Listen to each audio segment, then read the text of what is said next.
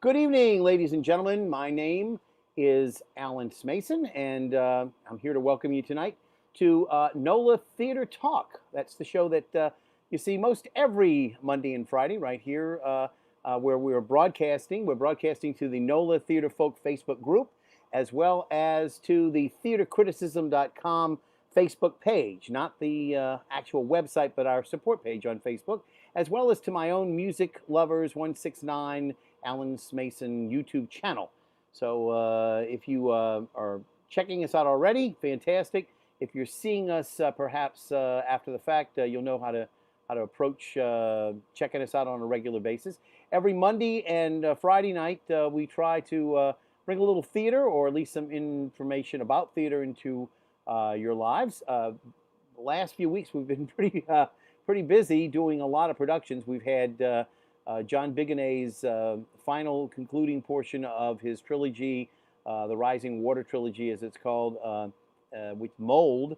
We also, of course, had the incredible Nita and Zita, written by Lisa D'Amour, with major contributions from Kathy Randalls, Katie Pearl, Annalise Juge. And we also, of course, had Katrina's Path, that was written by Rob Florence. So all of those plays in August. We've got another one coming up in a little bit more than a week. About 10 days or so, we'll have a production of Interstate 81 by Amy Judith Rubin. Amy Rubin, of course, a longtime resident of New Orleans. She is going to actually direct this, and we'll talk about that a little bit later on. But she'll actually be our guest this coming Monday. So those of you who are fans of Amy Rubin, please keep in mind that she'll be my guest on Monday as we try to promote this show that's going to be on the following Monday. Tonight, though, it's not about NOLA Theater Talk. It's not about lighting. It's not about any of the things that we might, normally talk about with productions such as choreography or directing or scenic design. Tonight we're dealing with a sometimes neglected portion, but a very essential part of the theatrical experience, and that is the sound design. And we have two of our local sound designers, each sort of do different things with sounds and with music, but we're going to be talking to them about how they approach their work, what their process is, and to get a little bit more information about what sound design is all about. And so we're going to, first bring in from our most recent production that we had of Nita and Zita. I'm going to go with Sean first. So let me bring in Sean LaRocca, who's here. And Sean, thank you for being here. You're with ArtSpot Productions, of course. And anybody who saw Nita and Zita knows what the incredible job you did with getting not only the various sounds and whatever balance, but we had music, actual music on a StreamYard broadcast, which was so incredibly difficult to do. And we're going to talk about how you did that. But I wanted to just sort of welcome you first, and then I'm going to actually bring in our second guest, who also does quite a bit in terms of various productions for sound design. And of course, that would be Theo Fogelman. Theo, welcome to the show. Glad to have you as well.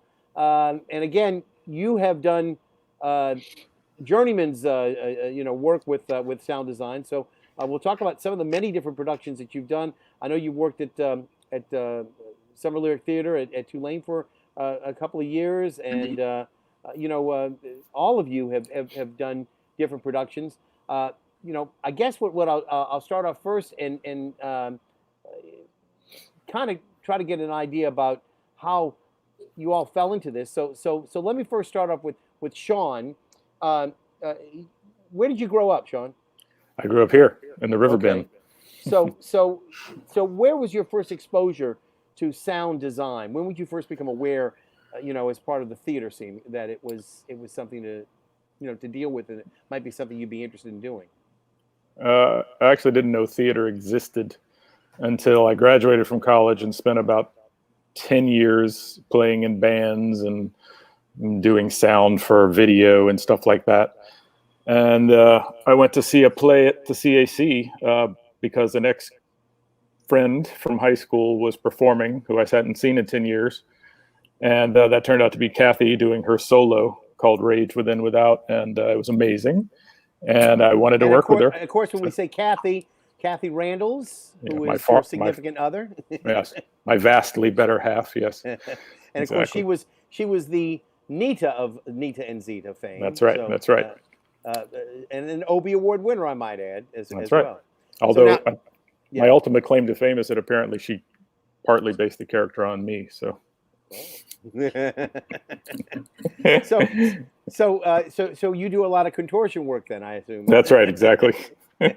So usually we ask everybody, whatever they're doing, to certainly bring something in, a libation for the evening. You can see mine is frosty, and that gives you sort of a hint as to what it is. It's in a silver cup, not sterling silver, folks. I can't afford one of those, but this is indeed a mint julep made with Wild Turkey 101 rum, some powdered sugar, and some actual real organic mint leaves in there. And both Sean and Theo watched me make it. So cheers to you. What did you bring in, Sean? I've got my good old red wine. Any particular variety or vintage? I've been drinking this one Malbec that I ran into. It's not expensive at all, and it just tastes great. And some red wines don't agree with me, but this one's been very kind to me, so I stick with it. I love Malbecs, and I've gotten into more Shirazes and things of that sort through the years. So I guess that brings up Theo. Theo, what did you bring in tonight? I have a beer with me. I have one of Second Line Brewing's IPAs, the Queen of New England here. Excellent. You're familiar with it, okay? Big fan. So let me turn the table on you, Theo. How did you get involved with sound design? You didn't have to get married to do it, huh? No, not married yet. I got started in theater, but actually back in high school. Always enjoyed the behind-the-scenes stuff. Did lots of construction and some lighting work and a little bit of sound. And then throughout college, I got my degree in music. So I did some work locally at my college, sound designing, some plays there. And we would always do one big musical or opera at the end of the school year, the academic school year in the spring. So I kind of got started there. And then after leaving college, worked locally in Pennsylvania, where I grew up, doing roadhouse work for touring shows throughout the southern half of the state. And it wasn't until I moved down here to New Orleans back in 2012, actually. Yeah, 2012, that I really got started working in sound. It's what I kind of always wanted to do, but getting out of college and going to work in roadhouses, the audio crews were always a lot smaller, even on a concert call. You may get a little bit of work setting up some speakers and running cable, but when it comes to actual show calls, there was always a lot more work in the electrics department. So I would tend to find the work there. Even doing spot operator, being a deck electrician and stuff like that. So yeah, I always wanted to do it. I really didn't get started heavily into it until I moved down here about 8 years ago. And you would consider yourself more of a traditional sound designer. You don't do like some of the people I was trying to get on the show tonight. In addition to you two, there were several other people I talked to. Like as an example, Brendan Connolly, had done music that he did that was specifically designed like when he did in Detroit. And as an example, Claire Marie Nemanich, who does certain shows like she did Azul, she picked a lot of Spanish music that she went out and got to get people into the mood, etc. So she was doing a lot of research on different kinds of music, not that was original music, but music she had selected, such as Spanish language versions of pieces that we might know from other walks of life that were done usually in English prior. So all of these things that she added to it, different layers of sound design, and of course, I think Sean, you approach it from more of a musical background too, don't you? Yeah, I mean, it's just been our tradition in our theater company to really try to focus on original material. We mostly devise our own pieces, so we develop our own music to go along with them. And as a result, I've kind of stayed away from situations in which I'm going to be using any pre-existing music, at least, you know, in any recognizable form. So when we do a big show like Sea of Common Catastrophe that's going to be over an hour long, that does give me a burden to generate enough material, you know, to cover that much time, because that show in particular is just straight through sound and music all the way through. But I just, you know, I've done a fair amount of sound effecting and stuff like that, but I've just never had to do a show where we're using canned music. So I'm lucky. Well, yeah, and again, so the two of you approach your sound design from different aspects. Now, Theo, you do a lot of work at the National World War II Museum, and I guess we probably just have to ask, which shows weren't you involved with? Because you know, when you reeled off a lot of the shows, it's like almost every show that I know of, you've been over there, right? I have worked in some aspect on just about every production that's come through the museum since essentially 2013, end of 2013. I'm not credited on every production as sound designer. The way that kind of works for us is internally in my own department that I'm a part of, the audiovisual and theater department.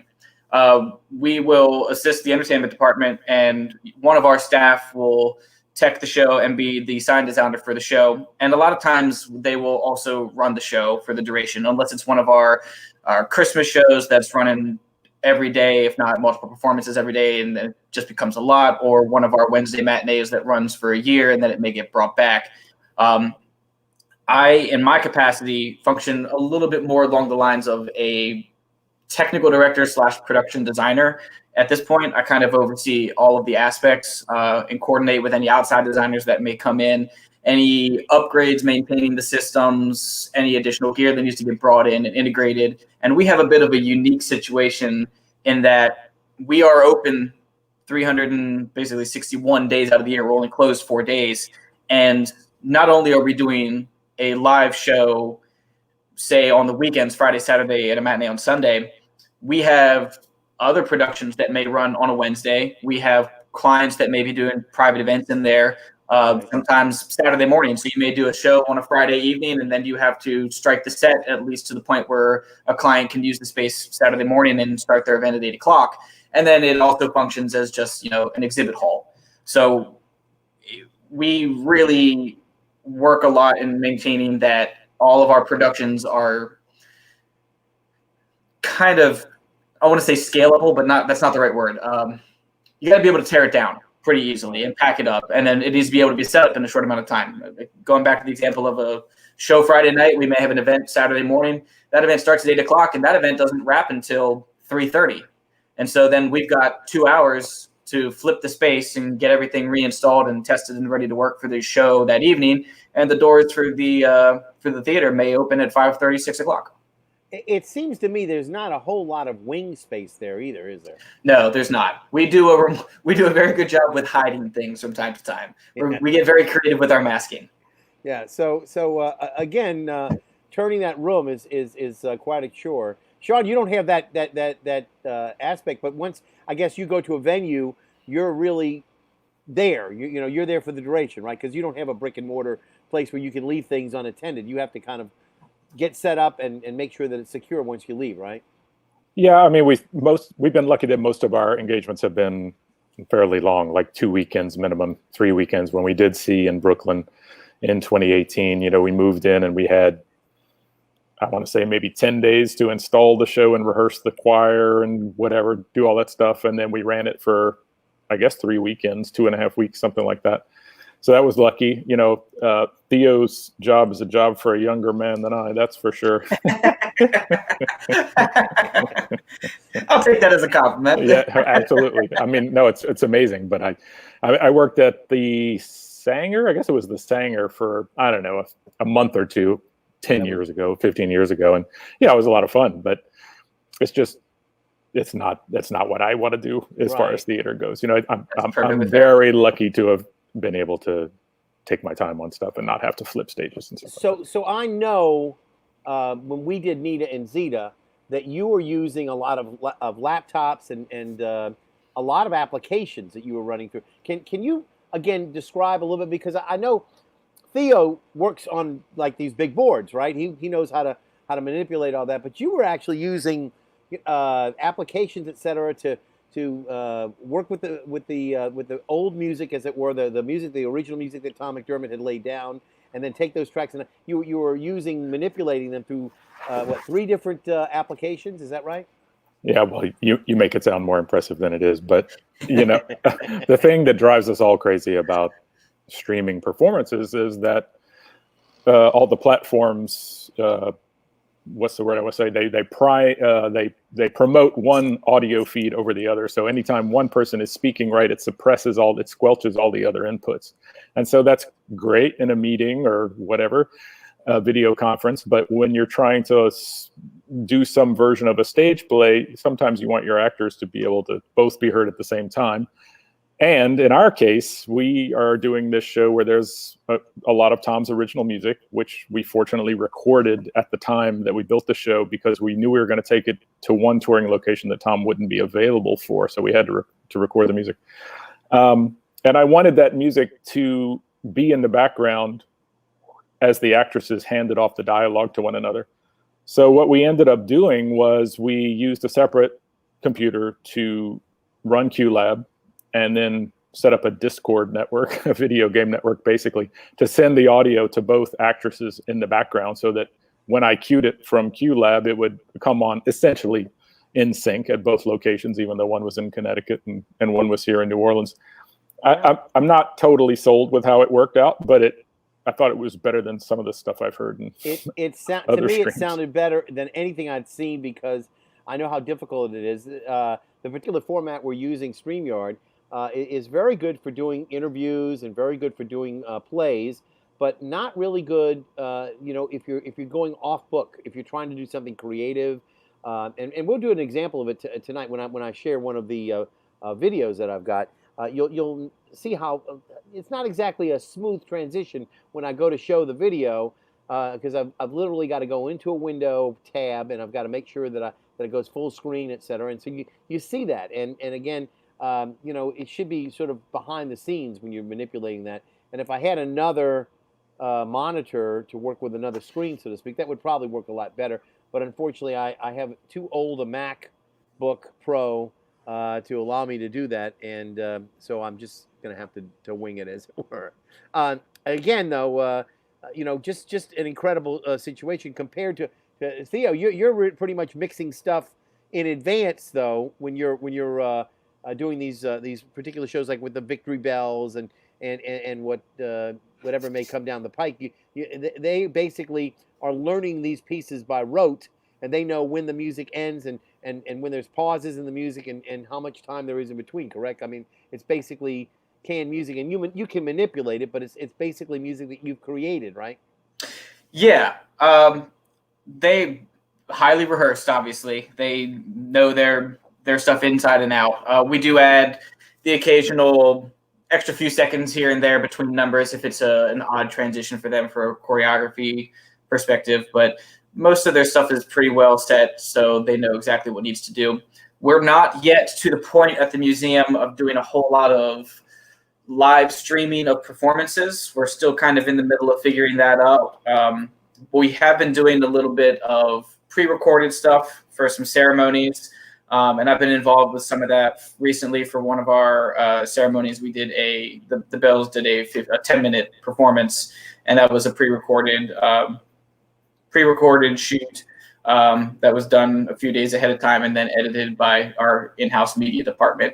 And we provided the microphones for them. They shot everything live. We did 2 takes for it, and just did a stereo mix down for them, and off we went to the races.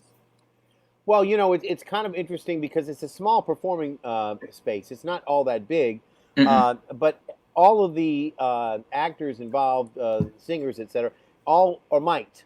Back in the day, Broadway singers. I'm trying to think of the last show that might have been maybe Annie, that they actually had Broadway people on a stage without microphones, and I think sometime thereafter. They decided to mic all the actors.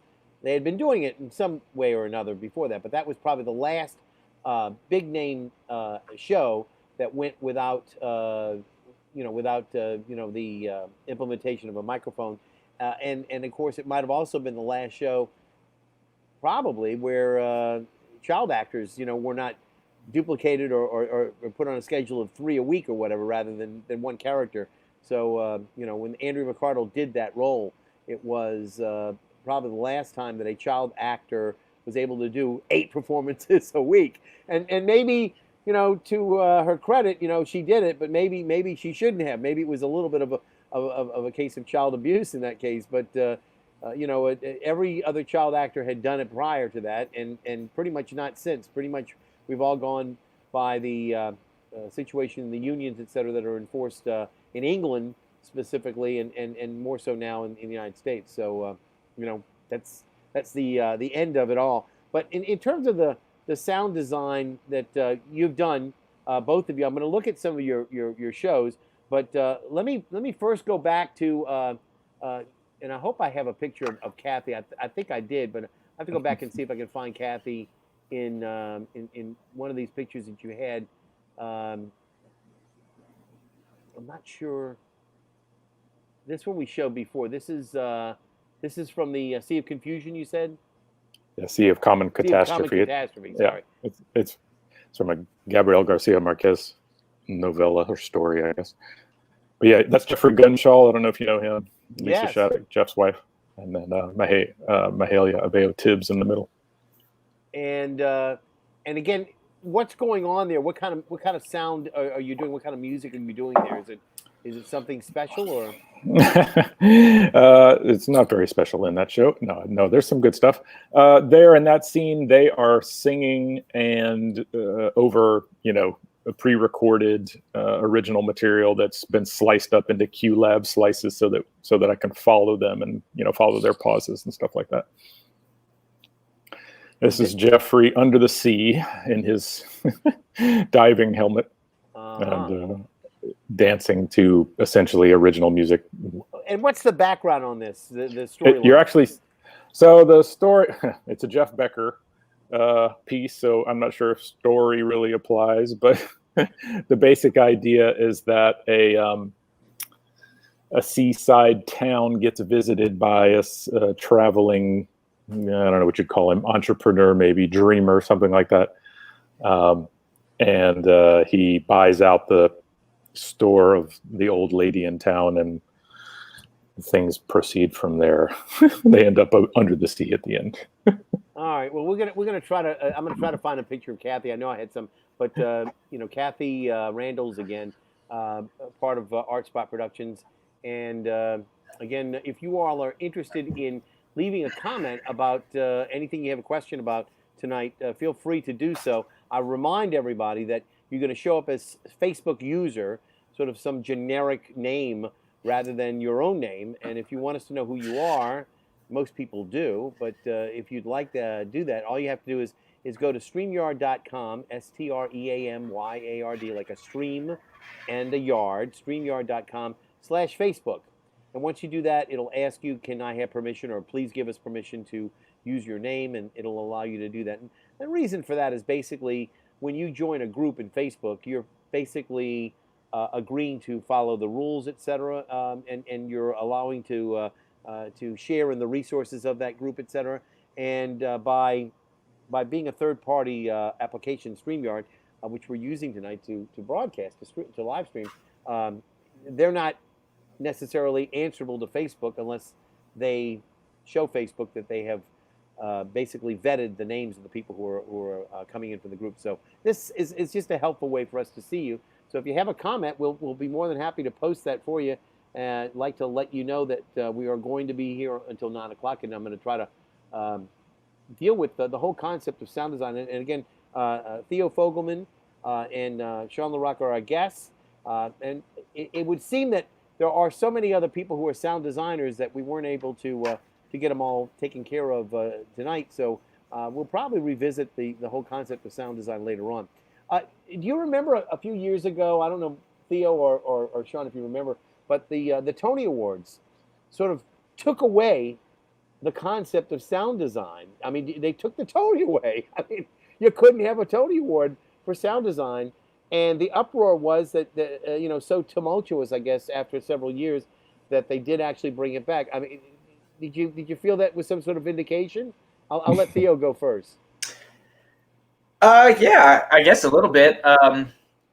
I remember feeling a little bit of indignation, I guess, a little at the beginning that they had taken it away, and then a little bit of that quickly kind of dissipated. Though, I mean, you kind of hit on it at the beginning. A lot of what we do is, at least for me, because so a little bit of my philosophy on sound design, I look at it. There's almost two different aspects of it. There is the artistic side of it, which is more of like a compositional base. You know, you're creating the music, a soundscape for something, you're writing a piece for a show, and then there is part of that is the sound effects side, and then there is the other half that is the technical side of the world.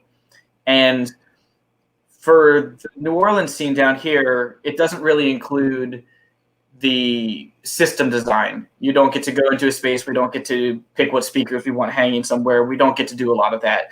But what we do get to do is figure out the microphone placement, play with the equalization of the microphone, all of the little settings on the soundboard. Whenever somebody comes up and asks, oh, do you really know what all these knobs and buttons do? Yes, I absolutely 100% do. And I can go to about 40 other boards and know exactly what all those do too. It's part of the job. So when you said at the beginning that it's really kind of like an overlooked part of it, it's really true. Yeah. A lot of times, if we're mentioned in any aspect, it's because something went wrong. Point blank. People don't see us or see our side of things until something's negative, and that's just, it kind of sucks a little bit. It's not something that's enjoyable, but it is part of the job, and it is, I think, especially in this COVID world that we're in, it's becoming a little bit more well known. You've got all the streaming side of it, and video's been around.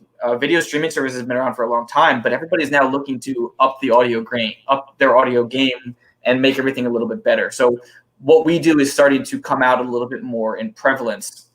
So getting back to your original question, yeah, I was a little miffed when they took away the Tony, and then it kind of dissipated because I was like, well, this is par for the course. This is exactly how it is all the other time. So, and then they brought it back, and I was just like, all right, yeah, I'm here for it.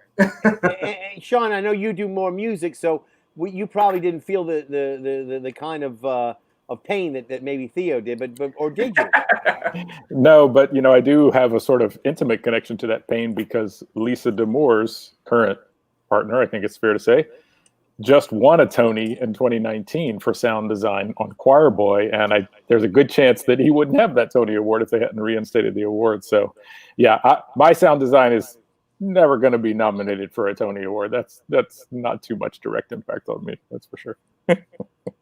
All right. Well, you know, like I said, I just I kind of felt like you're sort of like the redheaded stepchild of theater in many ways. That they think about you only after they've already done, you know, the lighting, and they do the scenic design, and of course the choreography. And in the event of a musical, you know, we talk about the composers and the lyricists, and eventually they get to you, but it's sort of like, you know, almost an afterthought. Oh yeah, that is right, they did.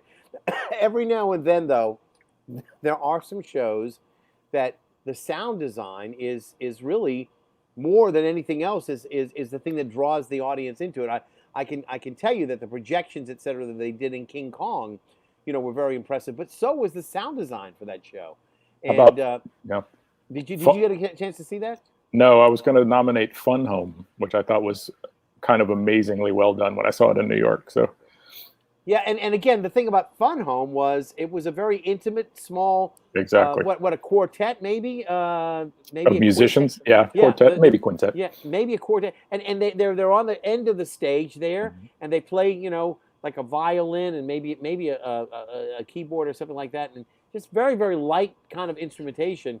But yes, I mean, the punctuation of the music was so essential to that. Right. You know, and the mics are like the actors are mic'd, but the mics are mixed in such a way that, you know, you can locate the actor on stage, which of course is the downfall of most miking, right? Or whatever, you know, you're in the hands of a good sound man if you can follow the actor around the stage, even though he's on microphones. But like what you were saying, when you have a a moving, intimate experience in a play, it's often because the sound is holding you in this sort of womb, and it's the thing that really allows the thing to move you. I mean, lighting is important, acting is important, and some plays don't have enough sound for it to matter. But for the ones that do, that sound design, to me, is actually the most important part of the backdrop, even though you're not so conscious of it all the time. So I'd like to welcome everybody to, NOLA Theater Talk. That's the show that you're on right now with us. And we are broadcasting to the NOLA Theater Folk Facebook group, as well as to the theatercriticism.com Facebook page. And a reminder also that we are also broadcasting to the YouTube channel of my own, Music Lovers 169, or just look it up by my name, Alan Smason. We also reminding everybody that if you have a chance, please go to StreamYard.com/Facebook to make a comment. We have not yet received any comments tonight. I'm hoping that there's some people out there who like sound design or intrigued by it. We do these shows hopefully for people. I don't know that anybody else has ever done a show on sound design, that I've ever seen. So, this is the first of hopefully a couple in the future that we'll do as well. But I'd like to, solicit some comments from some of the people out there who are lovers of theater and might want to have a question or two answered by two different types of sound designers. And again, you all are just two examples. As I mentioned, Brendan with his original music, Claire with her, research of music. We talked about, some of the other people, Mike Harkins, who it seemed like won almost every conceivable award that he could or acknowledgement for sound design years ago. He's moved away from that now. He's done more work as an actor, but he's still, a fantastic sound designer. He could actually come in if somebody got sick or something. He could probably fill in for them in an instant. And again, I'm sorry. We asked all of those people to show up tonight, and I know that we also had asked. I'm trying to remember Kyle, Sheehan, and Yep. There was a lady too. Joe Nazro over at the CAC. Sure. Right, and they had. Luckily for them, they are working. I was going to say normally we'd say they're all working, but their excuse is they are working. Normally, you would say it's a pandemic and everybody's stuck indoors and there's nothing going on. But they actually have jobs that they're doing. I think Joe is actually producing a show for the Atlanta Community Theater, and I'm not quite sure what it was, but she's doing like a tech rehearsal. She says, "Oh, I can do that," and I told her it was 8 to 9. She says, "Oh yeah, we get breaking around 9:30 was when we'll break, so it ain't gonna happen tonight." So let me go ahead and this is not maybe indicative of what you do, Sean, but a little bit more indicative of some of the stuff that Theo does. And again, this is from I think a 2017 production of See 'Em on Stage Productions. And this is a video, and again, I'm going to try to go to the video first and try to make sure that I can get it to work. But let's see if we can share this thing out and make this thing happen. I'm going to try to get it from the very beginning. Let's see if it'll work.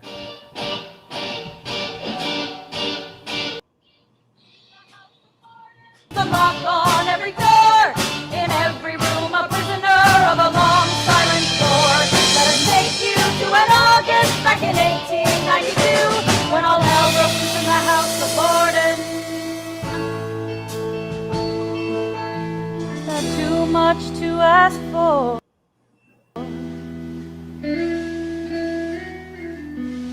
Is it so wrong to want more than this? Because this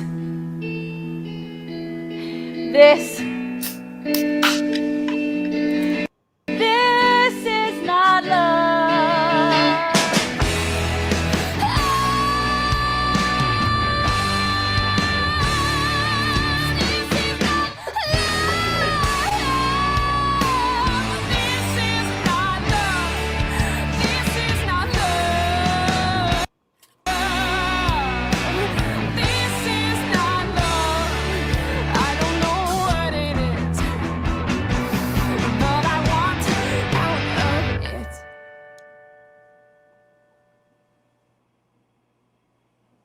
That is pretty impressive. Now, how much of that did you actually do music-wise, or were you involved as a sound engineer on that? More of an engineer. I got brought in for a couple of evenings to help sub in. They had a live band for that one, and went for a little bit different stylistically. It actually was reminiscent of a show that I did a couple of years later, where everybody was mic'd with a lavalier, so for a little bit more of the more intimate moments. And then when we would move into a show number or a music number, everyone would grab like a handheld microphone and make it a little bit more rock and roll. I was brought in towards the end of the production process. We're right around the time of Tech Week. Brought in some extra equipment that was needed and subbed in for, I think it was 2 weekends of shows, and mixed the show for 2 weekends for that show.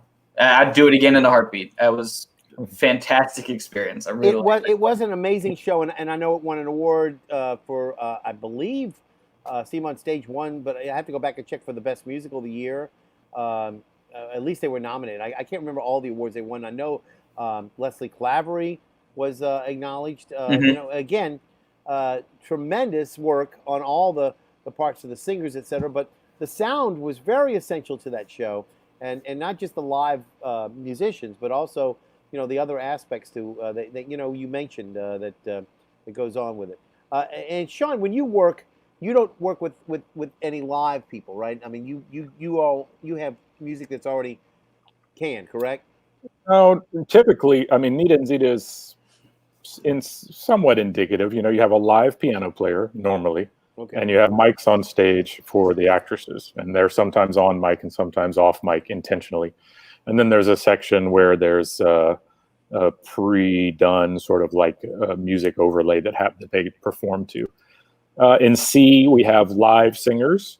Oh, okay. Wearing lavs in some cases, and not wearing lavs in others. And then we had a live choir that was up in the balcony with, well, one, you know, sort of like room mic in front of them or whatever, but no individual mics. So it totally depends. Most of our shows, I'd say we were trying to use acoustic instrumentation with unamplified mics, voices, but every once in a while we brought out the stuff. So. Let me go through some of the shows that you've been involved with, and many of these are Theo's, so I'll just start going through some of these as well. This is Lizzie, we just saw, and again, you've got the lady singers there, and Leslie Clavery there, with the bloodstains, etc. Now this is Jelly's Last Jam. Now another wonderful show. This was over at Le Petit. And was there something special about the music that you worked with Jelly's Last Jam that was unusual or was different? Or this one was kind of this one always sticks out in my mind. It was a number that I had or a show that I had done that was a little bit more tap heavy than I was used to. I had done 42nd Street previously and done a couple other shows that featured a few tap numbers, but nothing quite on this level. And I always feel like this one was a little bit of a turning point for me professionally. It was one of the shows that I had done that I really felt I pushed myself a little bit and tried some new stuff, and it worked out well, and stuff that I felt I could replicate later on. I've never been able to exactly put my finger on it, but it's always one that I come back to in my head that it's always going to stick out for me. It's one that I'd love to do again at some point. And it was just a great show. It really was. It was one of my favorite shows that I've worked on. Well, again, it was one of those shows that very special. Le Petit did a great job on it, and of course, you know, your sound design, I'm sure was noted as well by everybody who was there, because, and of course, Jarrell Hamilton was in it, and several other people. The choreography was outrageously wonderful. Robert DeQuee, I believe, was one of the people who was involved as the actor in that, and again, just top-notch production. And I know that at the end of the day, you know, when we get to see these things, you know, and I know that you also did Le Petit's Something Rotten as well, right? And, correct. And, yeah. And that was, again, another opportunity to see some fantastic work on stage, and again, we noticed some of the same players Oh yeah. who did some of the same roles, leading actors. Again, the interesting thing about that show was that the two people who were on the national tour actually managed, and I'm assuming it was maybe through Michael McKelvey, that they actually were tapped to come to Le Petit to reproduce the same thing they had done on the national scene. That's fantastic. Oh yeah, they were great. They're an absolute delight to work with as well.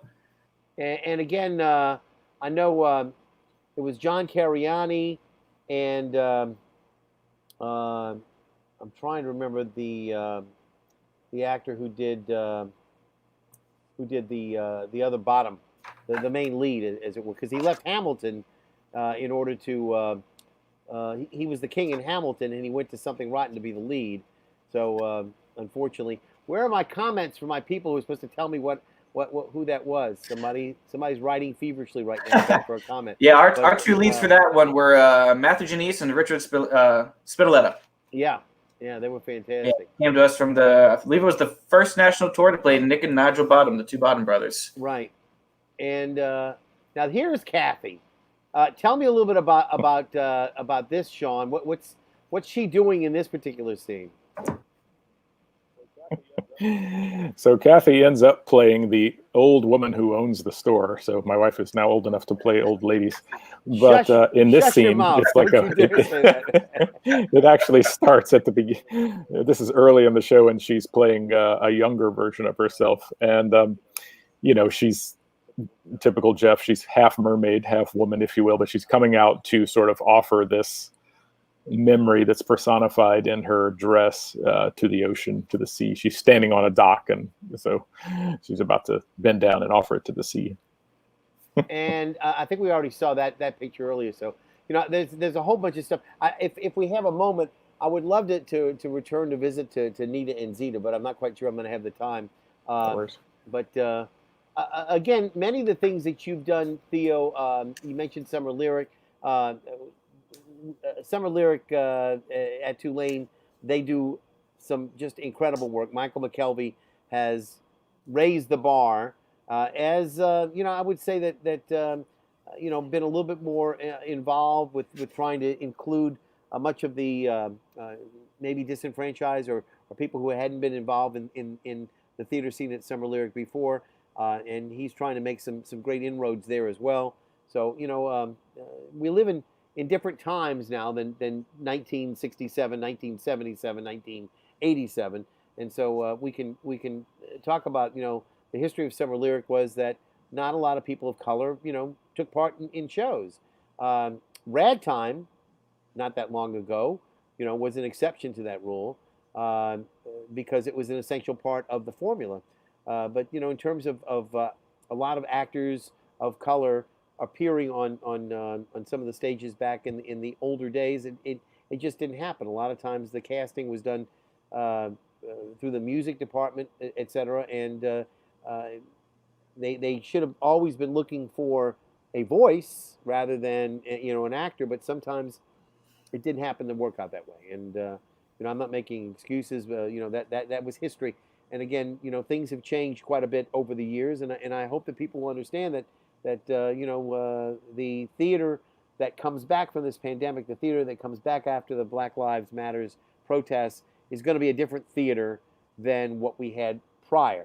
And I just think that people are of a different mindset than before. So we're going to be looking to see some substantive change, but it's not going to happen overnight. And so it's going to take some time. It's going to take some people trying to move a little bit further ahead, or maybe take a step backward or whatever. But there's going to be compromise on both sides, in terms of getting things implemented. But it will happen. I strongly believe that we will be a stronger theater community because of it. Let me see if I've got. I know we got through a lot of the different pictures, but in Theo, in your case, JPAS, we haven't talked about them. And and here we go. This is Hunchback of Notre Dame. One of the few times I think that Alan Menken and Stephen Schwartz worked together. I think, did they work on Pocahontas too? Maybe I'm thinking maybe. Possibly. But this was a fantastic show. Quasimodo. Does that name ring a bell? Yes. And let's see some of the other pieces that maybe you did. Trying to see. That's another one from Quasimodo and Esmeralda, and that was again. I consider this particular show just one of the best I'd seen the JPAS did, and the reason why was the integration of a full choir with all of the actors on stage, all of the choreography. I mean, it was just a fantastic offering, and I tend to think that that there are very few pieces that you can see. I mean, Donna Clavijo did the music direction, I believe, and it was just a tremendous effort, and that JPAC, Jefferson Performing Arts Center, was just filled with sound. I mean, it was, and the choir filled it up to a certain extent, and the actors' voices, and but all of that was just an amazing time. And a matter of fact, I'm not sure, but I have to go back and check to see. But I think that my review of that actually did get an award. So obviously I was impressed by it. That one was a lot of fun to work on. There's always something new and interesting when it comes to the sound world, especially from the side that I work on mostly. I do mostly musical theater. It's kind of, I guess, what I specialize in at this point. And the addition of the choir was quite challenging in a way. You have a 25, 30 person cast of characters. And then on top of that, you have a full choir sitting in what is essentially a second balcony on the stage. And that choir is 30 to 45 people large. And how do you balance that and make sure that the choir is not overpowering your vocalists that are on the stage? And some people might think that it's easy. The actors or the cast, the characters are wearing microphones, and the choir is not. But the choir itself is amplified because they also have to, in a way, compete with the orchestra that's playing. So in that show, it's not just the cast versus the cast and the orchestra that have to balance. You have the cast, the choir, and the orchestra, and you don't have nearly as much control of the choir than you do of the cast. We don't have 60, 70 microphones to put on people. I would not want to put 60, 70 microphones on a stage ever. I don't think. Most I've ever done is about 30, and that's enough for me right now. But you still have this huge choir that needs to be amplified in some way. So finding a good balance and a way to amplify the choir that's not just, it's not as simple as sticking a few choir microphones, hanging microphones on the ceiling above them, because then you're going to pick up the one or two people that are directly there. So we had some interesting challenges to solve with that one. But I was quite pleased with the way that turned out. It was big. It was dark. It was moody at times. I liked it a lot. Well, again, I hope that that people appreciate what you do, because, as I said, sometimes they don't take into account all that you do. Sean, do you work you said you work with a choir? How many people were in your choir? I'm just trying to get an idea. He worked with it must have been a 22 piece choir that was on stage. So I don't know that you ever worked with that big a choir. What are the normal choir sizes for you? 5 or 8? For sure. No, the only choir I work in that's that big is when I sing in one. And I would not wish miking or mixing that choir on any tech guy. No, the choir in Sea of Comic Catastrophe was maybe 12 people. They were a local choir from the Lafayette Presbyterian Church, which is the sort of like shares the building with Irondale, which happens to be, I guess, in Spike Lee's neighborhood, but we never met. Some people saw him, but I never saw him. And then back in 2008, I did a show at St. Mark's over on Rampart, and we did a sort of similar thing where we spread out 6 singers around the balcony. and they sang in addition to the performers. But I think the largest choir that I ever had to conduct was all the way back in high school, and we didn't use any mics at all. Right. So I guess it's a matter of dealing with what you have, what you need to do. If it calls for a choir, you do what you got to do, and if it doesn't call for it, Theo, in terms of your work with the Victory Bells, etc., I'm assuming that you have done, just as we said, about every kind of production that there is over there. But you did do quite a number of, in recent times, stage productions that we might not have normally thought of with the National World War II Museum, because when it first started out, it was the Victory Bells. It was about the songs of World War II, and we ended up doing Stage Door, Idol, and the music of the 40s, and maybe even back a little bit earlier in the 30s, etc. But they didn't do a whole lot of more recent stuff. And it seems like in more recent times we're starting to move a little bit away from the 40s. That we're maybe going to do some other pieces of music, and I'm talking about things like some of the more seasoned pieces, such as Frank Sinatra, the My Way show that they did, and they also, of course, did Ain't Misbehavin', the Fats Waller show, which was a show that was done of Fats Waller's music, who was really from the 30s and 40s, but still it was a modern show. It was a show that was one that Ken Page had done, and Nell Carter had worked on, and now we're talking with a little bit more recent vintage show. And I'm just trying to think of some of the other things, like the Hank Williams show, the Patsy Cline show. Those are definitely not in the 40s era. Right. So is that going to be sort of, I know they had a Johnny Cash show that they did as well. When you do those shows, which are traveling shows, like always Patsy Cline, they had a local actor who appeared, but they also had a lady who was basically touring the country with it, correct? And the same thing, the Hank Williams actor, he was out of Nashville. He came in. The guys who do the Rat Pack now, right? They all come in from Vegas. And I think the fellow who did the Bob Hope show came in from Vegas too, right? Yeah, he did.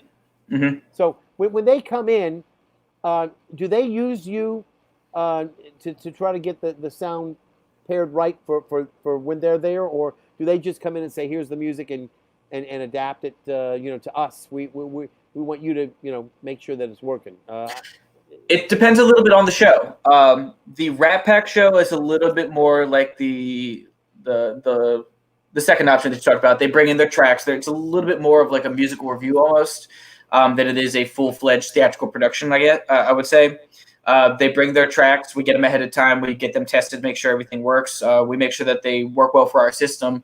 And then we usually spend an afternoon with them and go through everything, do a real in-depth sound check. They walk the space. We make any adjustments, and then doors open and it's showtime. For something like the Patsy Cline show, it is more involved. That's when we've done that. We've done it, I think, twice now, actually.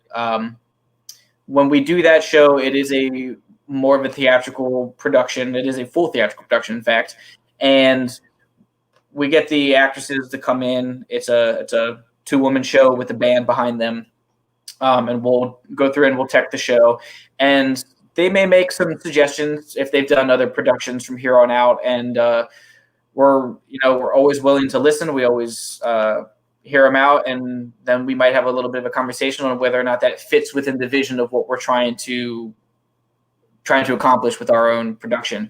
And if it does, we'll implement it. We're happy to do so. And if it doesn't, we may go back to them and say, well, this doesn't quite work with what we're trying to go for. It doesn't work in our space for X, Y, and Z. What if we'll do this instead? Or it's always a little bit of a back and forth, and we try and take anything that gets brought in by any of the performers and make sure that everybody's comfortable and that we're getting the best possible show that we can for our guests and for ourselves.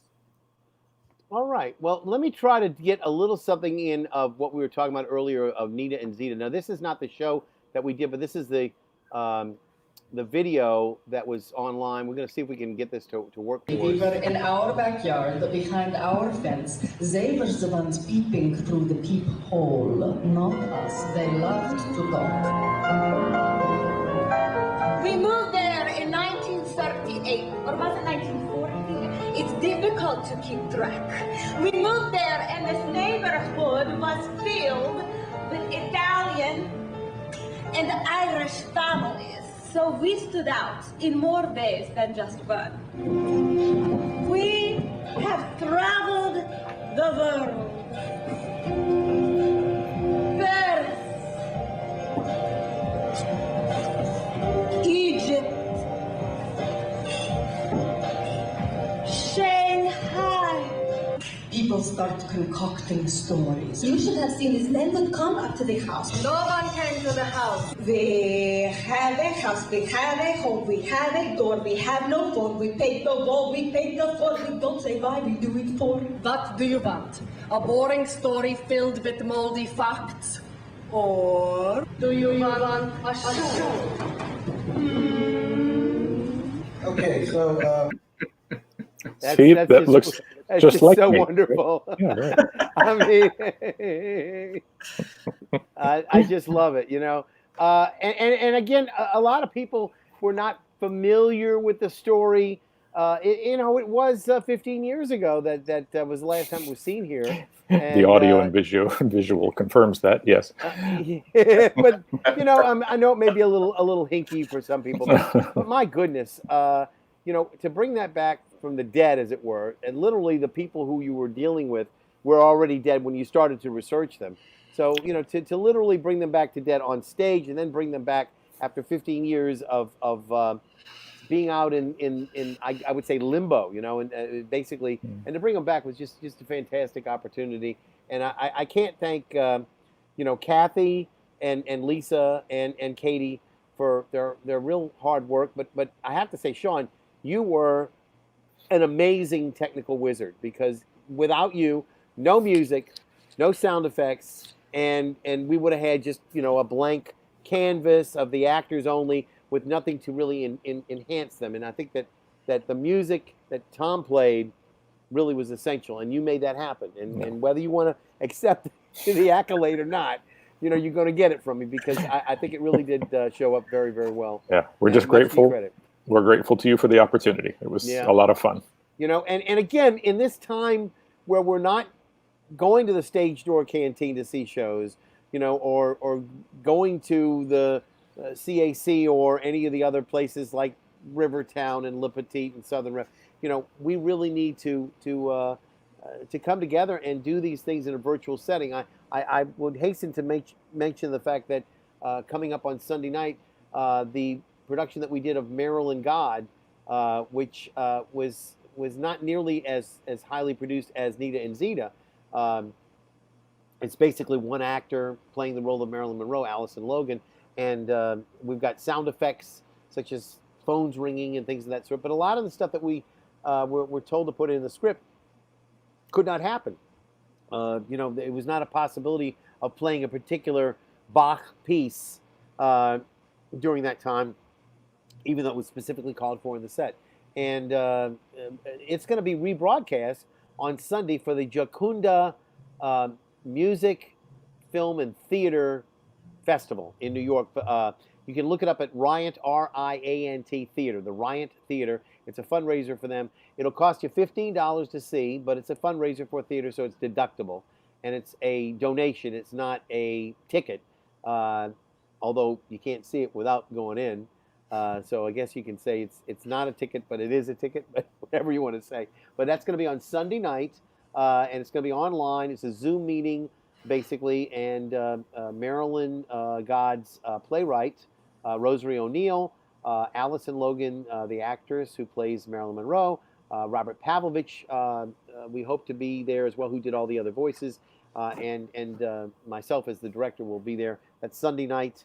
And hopefully some of us will be able to join in there, and we're going to have a talk back afterwards. So it should be of great interest there too. So I'll mention that. And again, coming up Monday night, it'll be Amy Rubin. Reminder again, the playwright, we're going to be having her on to talk about the upcoming production that we're going to be showing the following Monday, which is going to be Interstate 81. That's set in rural Virginia. Amy Rubin wrote it, and it's going to star Ken Connor, Cammie West Patterson, Jaquan Monroe Henderson, and Dane Rhodes. That's going to be a fantastic cast. So we're looking forward to that. Nice. And again, I want to thank all of you who are here tonight. Again, those watching from afar, and of course in the studio with me, Sean LaRocca of ArtSpot Productions and Theo Fogelman of the National World War II Museum. Y'all just keep doing what you're doing. Fantastic job. Thank you for being here tonight. I'm going to take you out of the stream while I say goodbye to everybody. Just stick around for a little bit so I can give you my big thanks. And again, for those of you who are just joining us as we're leaving, this will be available online. You can see it on the NOLA Theater Folk Facebook group, on theatercriticism.com's Facebook page, or on my own Alan Smason YouTube channel. You'll be able to see it. Again, my name is indeed Alan Smason, and this has been NOLA Theater Talk. So for everybody who was here tonight, Sean and Theo, thank you very much for joining us, and I will see you at the theater.